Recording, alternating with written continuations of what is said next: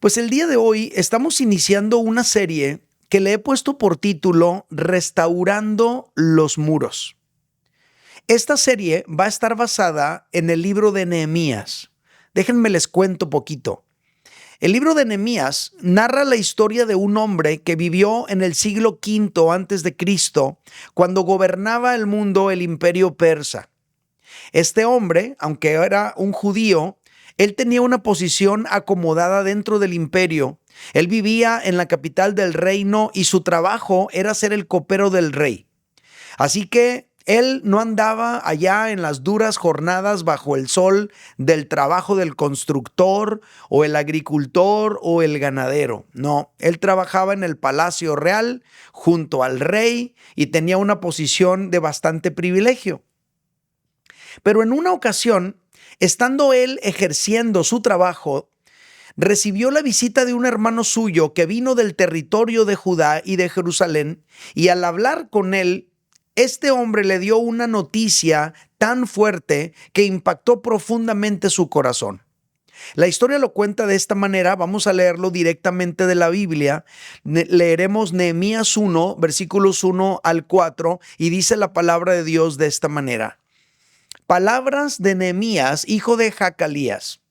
Aconteció en el mes de Quisleu, en el año 20, estando yo en Susá, capital del reino, que vino Hananí, uno de mis hermanos, con algunos varones de Judá, y les pregunté por los judíos que habían escapado, que habían quedado de la cautividad, y por Jerusalén. Y me dijeron: el remanente de los que quedaron de la cautividad allá en la provincia están en gran mal y afrenta. Y el muro de Jerusalén está derribado y sus puertas quemadas a fuego. Cuando oí estas palabras, me senté y lloré, e hice duelo por algunos días, y ayuné y oré al Dios de los cielos. Aquí podemos darnos cuenta, familia, el impacto tan profundo de estas noticias en el corazón de Nehemías. Como podemos ver, lo que él descubrió, de lo que él se enteró, le impactó y le produjo un dolor muy profundo. Fue como cuando vives en la ilusión de que todo está súper bien en tu vida, porque tienes tu familia, tu trabajo, tus comodidades, porque todo está aparentemente seguro, te puedes dar algunos lujitos, tal vez, pero de repente un día descubres algo muy malo que ha estado pasando, pero tú lo ignorabas. Descubres, por ejemplo, que uno de tus hijos está usando drogas, o descubres que tu esposa ya no te quiere, o descubres que tienes cáncer, algo así. Y de repente sientes que se te cae el yenga horrible. Tu maravillosa vida se viene abajo como si fuera un castillo de naipes. Bueno, algo así más o menos es lo que le pasó a Nehemías. Lo bueno es que Nehemías tenía una vida espiritual saludable y él sabía cómo manejar este tipo de situaciones.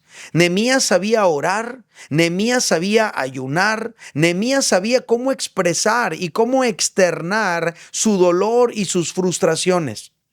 Así que, aunque no había psicólogos ni psiquiatras en aquel tiempo, aunque no había terapias de grupo, ni terapias individuales, ni medicamentos controlados, Nehemías simplemente canalizó todas sus emociones negativas a través de la oración, el ayuno y el duelo. Pregunta para ti: ¿sabes cómo manejar espiritualmente las pérdidas de la vida? ¿Sabes cómo manejar el dolor? ¿Sabes cómo manejar el duelo? Pues Nehemías sí sabía cómo. ¿Y sabes qué? Tú y yo también deberíamos saber. Nehemías oró, Nehemías ayunó, Nehemías hizo duelo y esto a él le ayudó muchísimo. Ahora, para no hacer la historia más larga, finalmente Nehemías, mediante un plan bien armado y con la ayuda de Dios, logró reconstruir el muro de Jerusalén en 52 días, lo cual fue una gran hazaña porque el muro tenía derribado aproximadamente 152 años desde que Babilonia destruyó la ciudad de Jerusalén. ¿Te imaginas? 152 años el muro destruido y este hombre en 52 días logra levantarlo. Es una gran hazaña. El libro de Nehemías nos enseña una gran lección que nos va a acompañar el resto del mes. La lección es esta: sin muros de protección, estamos indefensos ante el oprobio que causa el enemigo. Lo voy a repetir. Sin muros de protección, estamos indefensos ante el oprobio que causa el enemigo. Y aquí está esta palabra rara, ¿no? Oprobio. ¿Qué significa oprobio? Oprobio se refiere a una situación o una condición de gran vergüenza, deshonra, descrédito público. Eso es oprobio. Y Nehemías sentía que su país estaba así, que su ciudad estaba así, en oprobio. Fíjate cómo lo expresó. Nehemías 2:17 dice, hablando Nehemías con sus hermanos que estaban allá en Judea, cuando él fue y los visitó y habló con ellos, les dice: vosotros veis el mal en que estamos, que Jerusalén está desierta y sus puertas consumidas por el fuego. Les dice, así estamos, esta es la condición en la que vivimos. Y luego les hace un llamado: venid y edifiquemos el muro de Jerusalén. Y luego dice, y no estemos más en oprobio.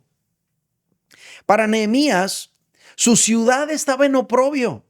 Para Nehemías, su ciudad estaba en gran vergüenza y en deshonra. Porque habiendo sido la capital de un reino glorioso e imponente como lo fue el reino de Israel en tiempos de David y en tiempos de Salomón, ahora Jerusalén estaba devastada, destruida, sin muros de protección. Eso tiene una enseñanza muy práctica para nosotros el día de hoy. Cuán importante es tener muros de protección que nos resguarden a ti y a mí de los ataques del ladrón, de los ataques del enemigo. Si no los tenemos, si no tenemos muros de protección, hay que edificarlos. Y si los tuvimos, pero ahora están derribados, hay que restaurarlos. Es algo muy importante. Los muros de protección implican seguridad, implican tranquilidad, implican estabilidad para ti y tu familia. Qué importante entonces mantener y cuidar nuestro estándar de seguridad, nuestro estándar de vigilancia, para no caer en oprobio a causa de la invasión de la maldad en nuestra vida, en nuestro matrimonio, en nuestra familia. Porque no importa cuánto puedas lograr, no importa cuánto puedas ganar, no importa cuánto puedas construir o levantar, todo se te puede caer si no tiene protección. Lo tengo que repetir, no importa cuánto puedas lograr, cuánto puedas ganar, cuánto puedas construir o levantar, todo se te puede caer si no tienes muros de protección. Quiero repetir la verdad central. Sin muros de protección, estamos indefensos ante el oprobio que causa el enemigo. El apóstol Pablo dijo algo muy importante. En 1 Corintios, capítulo 10, verso 12, dice: así que el que piensa estar firme, mire que no caiga. ¿Qué es esto? ¿Qué significa esto? Pues básicamente el apóstol Pablo nos está haciendo un llamado a elevar nuestro estándar de seguridad. Nos está haciendo un llamado a levantar nuestros muros de protección. O si están derribados, a restaurarlos.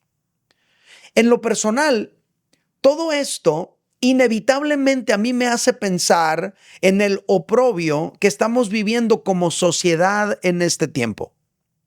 México, por ejemplo, está bajo una desolación terrible que se está traduciendo en muertes, secuestro, desapariciones, narcotráfico, centros de exterminio, reclutamiento forzado por el crimen, un sistema de salud deplorable y un larguísimo etcétera. En Estados Unidos, donde yo vivo, hay divorcios, demasiados, desintegración familiar, drogadicción, abortos, falta de identidad y otro largo etcétera también. también hay violencia, también hay delincuencia aquí. Pero todo esto pone en evidencia que los muros de protección de estos países, de la sociedad de nuestro tiempo, están derribados. Y que por eso el enemigo ha entrado y ha hecho lo que ha querido con los matrimonios, con las familias y con las personas.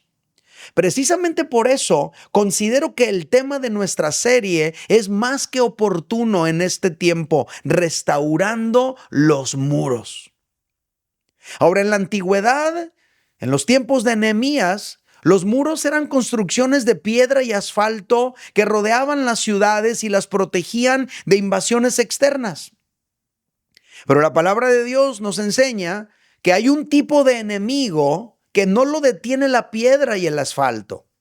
Fíjate cómo lo plantea el apóstol Pablo en su carta a los Efesios, capítulo 6, verso 12. Dice, porque no tenemos lucha contra sangre y carne.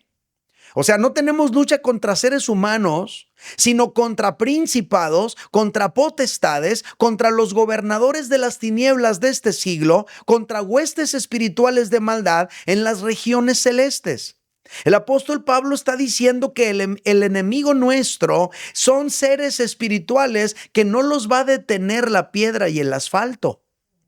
Estas palabras nos enseñan entonces que nuestra guerra es espiritual, que nuestros enemigos son espirituales, que la piedra y el asfalto jamás podrían detener a nuestros enemigos espirituales. Tenemos que levantar otro tipo de muros de protección. Por eso mi plática el día de hoy se titula así: 3 muros de protección. ¿Cuáles serían estos muros de protección que tú y yo tenemos que levantar o restaurar? 3 muros de protección. Número 1, nuestra vida espiritual. Familia, un muro de protección importantísimo, y estoy hablando a nivel personal, es nuestra vida espiritual.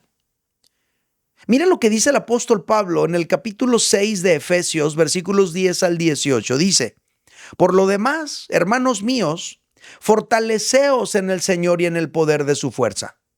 Vestíos de toda la armadura de Dios, y luego dice, para que podáis estar firmes contra las acechanzas del diablo. Porque no tenemos lucha contra sangre y carne, sino contra principados, contra potestades, contra los gobernadores de las tinieblas de este siglo, contra huestes espirituales de maldad en las regiones celestes. Por tanto, tomad toda la armadura de Dios para que podáis resistir en el día malo y, habiendo acabado todo, estar firmes. Estad pues firmes, ceñidos vuestros lomos con la verdad y vestidos con la coraza de justicia y calzados los pies con el apresto del evangelio de la paz. Verso 16, sobre todo, tomad el escudo de la fe con que podáis apagar todos los dardos de fuego del maligno, y tomad el yelmo de la salvación y la espada del Espíritu, que es la palabra de Dios, orando en todo tiempo, con toda oración y súplica en el Espíritu, y velando en ello con toda perseverancia y súplica por todos los santos. ¿De qué está hablando el apóstol Pablo aquí? Está hablando, familia, de fortalecer nuestra vida espiritual. Por eso dice, fortaleceos en el Señor y en el poder de su fuerza. O sea, a lo mejor tú y yo le hemos echado toda la carne al asador para estar en forma físicamente hablando. A lo mejor hacemos ejercicio, nos esforzamos por estar fit, ¿verdad? Que nos vean súper bien y toda la onda. Pero tal vez somos increíblemente frágiles espiritualmente hablando. Y el apóstol Pablo nos hace un llamado y nos dice, hey, hay que fortalecer la vida espiritual.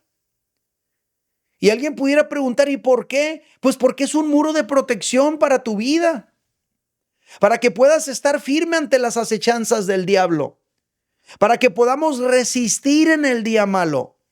Y debido a la naturaleza espiritual de nuestro enemigo, tenemos que fortalecer nuestra vida espiritual, porque es un muro de protección ante el enemigo que quiere venir a ponerte en oprobio.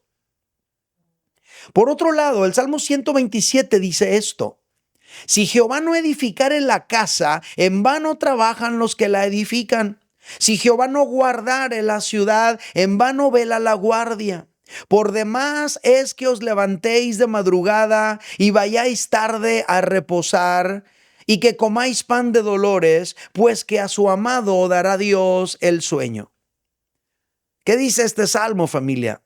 Pues dice que tú y yo podríamos tratar de vivir nuestra vida basándonos en nuestras propias fuerzas, naturales, humanas, carnales.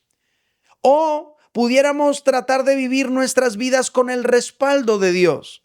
Llamémosle a esto fortalecidos espiritualmente.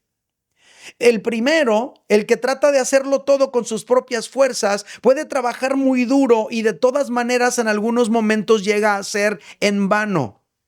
Pero los otros, los que tratan de edificar su vida con el respaldo de Dios, esos pueden incluso dormir tranquilos en momentos de aflicción. Familia querida, a veces el enemigo nos vence con facilidad porque no estamos espiritualmente fuertes. Porque no es Dios el que está edificando nuestra vida. Somos nosotros solos, con nuestro propio esfuerzo, trabajando duro para ganar más dinero, haciendo mucho ejercicio para vernos físicamente fuertes, pero espiritualmente bien frágiles. Y viene el enemigo y se mete y destruye por completo nuestras vidas.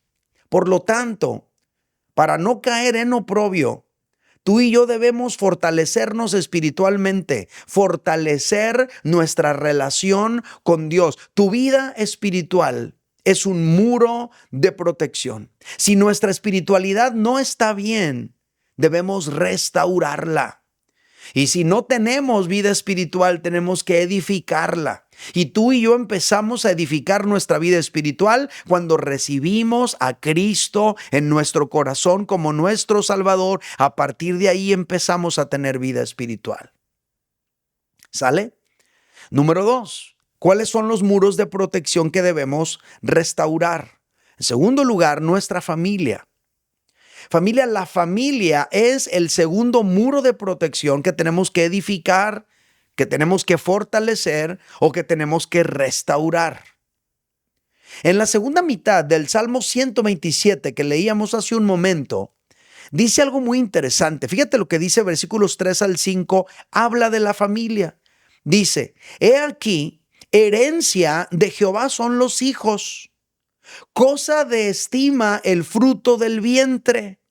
Y luego dice: como saetas en mano del valiente, así son los hijos habidos en la juventud. Y luego dice: bienaventurado el hombre que llenó su aljaba de ellos. Y te dice por qué. No será avergonzado cuando hablare ¿con quién? Exacto, con los enemigos en la puerta. ¡Wow! Este salmo nos dice que los enemigos vendrán a la puerta y que una familia fuerte puede repeler al enemigo y que tú vas a ser bienaventurado cuando tu familia está fuerte, porque cuando venga el enemigo a quererte destruir, tu familia tendrá la capacidad de resistir. Este salmo da a entender que un hombre que ha edificado una familia fuerte, ese hombre puede repeler los ataques del enemigo. El enemigo no va a venir a tocar el timbre y luego irse corriendo y que cuando salgas tú a ver quién tocó, reírse de ti allá en la esquina siguiente. No, el enemigo va a venir queriendo entrar y queriendo hacer caer en oprobio tu vida, tu matrimonio y tu familia. Si el enemigo logra infiltrarse en la mente de uno de tus hijos, si el enemigo logra aprovecharse de las crisis existenciales de uno de tus hijos, si el enemigo logra confundir a uno de tus hijos en su identidad, tú y tu familia caerán en oprobio. Será doloroso, será vergonzoso, será triste para ti. Y esto aplica para todo. Si el enemigo logra infiltrarse en la mente de tu esposa, en la mente de tu esposo, si el enemigo logra aprovecharse de sus crisis existenciales, si el enemigo logra confundirlo en su identidad, tú y tu familia caerán en oprobio. Será doloroso, será vergonzoso, será triste, será fatal. Por lo tanto, fortalecer tu familia es fortalecer uno de los muros de protección más fuerte que tú tienes. El día de hoy nos enseñan a dar todo por el trabajo, a dar todo por comprar el carro más nuevo, aunque lo debamos por años. Nos enseñan a dar todo por aparentar que estamos bien económicamente, y eso está causando que tengamos a lo mejor una economía fuerte, pero una familia débil. Aquí dice que todo comienza con cómo tú y yo vemos nuestra familia. Aquí nos empieza diciendo que nuestros hijos son una herencia. Fíjate cómo dice la palabra de Dios. Dice, herencia de Jehová son los hijos. Cosa de estima el fruto del vientre. Todo comienza con cómo vemos tú y yo nuestra familia. Si tú y yo vemos a nuestra familia como una herencia, como algo de mucha estima, entonces lo vamos a cuidar, le vamos a dar ese valor. Si tú ves a tus hijos como Dios los ve, no como el mundo te dice que debes verlos, será más fácil orientar tus esfuerzos en fortalecer tu relación con ellos. Si tú los ves como una herencia de Dios, si tú los ves como cosa de estima, si tú los ves como saetas que deben dar en el blanco, si tú te consideras bienaventurado por tenerles, entonces no será tan fácil para ti descuidarlos poniendo cualquier otra cosa en lugar de ellos.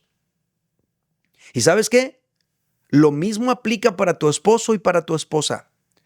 Todo comienza con cómo los ves.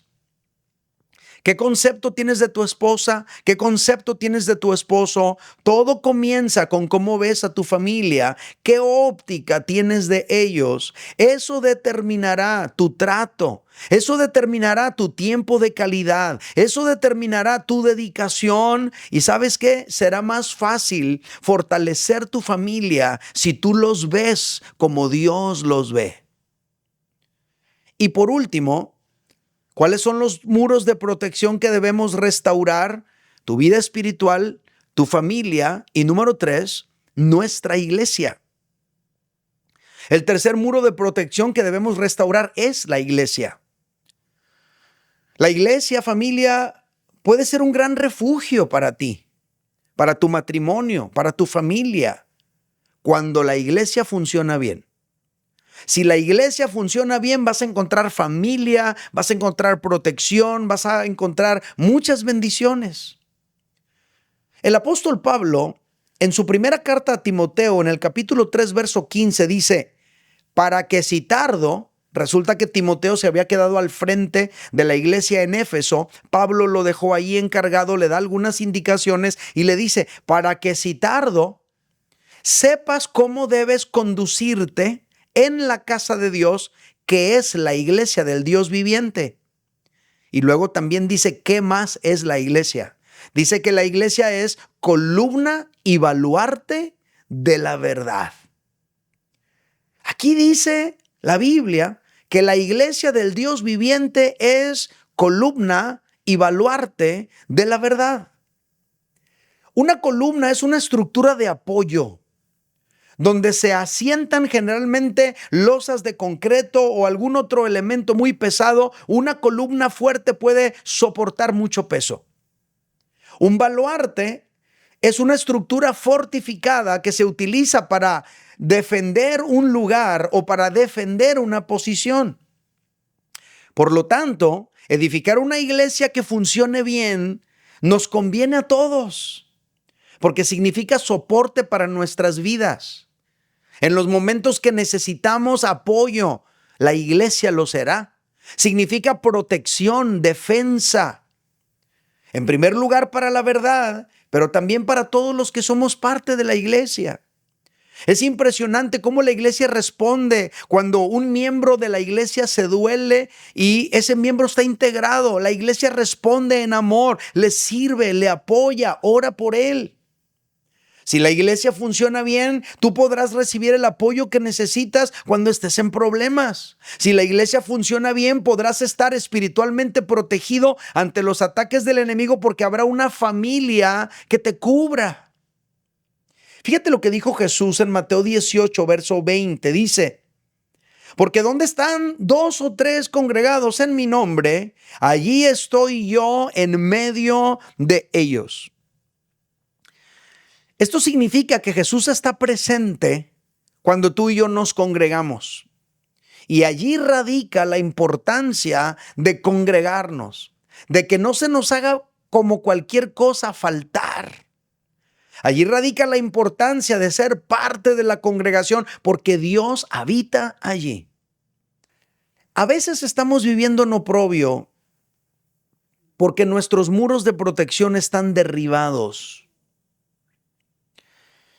Y el enemigo entró e hizo un gran desastre. Hay que restaurar esos muros. A veces estamos viviendo en oprobio porque nunca hemos tenido muros de protección y con más razón el enemigo entró e hizo un desastre.